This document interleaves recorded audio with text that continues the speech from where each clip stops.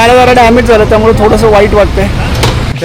गाडीचं जो फॉगलॅम्पचं बटन होतं ते तुटलेलं आहे. एक राईट साईडचा लिव्हर तुटलेला आहे. स्प्रे आता साईड डॅमेज कुठे झालाय बघा.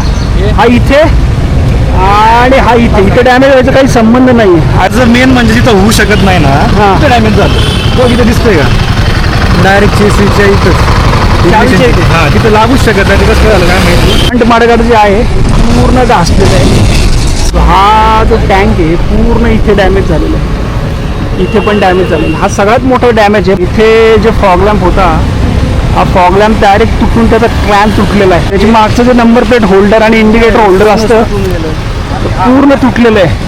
हिने आपली केअर केली तिकडे ट्रिपला आणि तिची इथं आल्यावर अशी अवस्था बघून वाईट वाटते. मी तेच म्हटलं ज्यावेळेस मी चालू केलं ना गाडीने आम्हाला घरापासून फार उमलिंगापर्यंत एकदम प्रॉपर साथ दिली. एक नंबर बंडल आहे. भंगार सर्व्हिस आहे. परत गाड्या ट्रान्सपोर्टनी टाकायच्या नाही कधीच.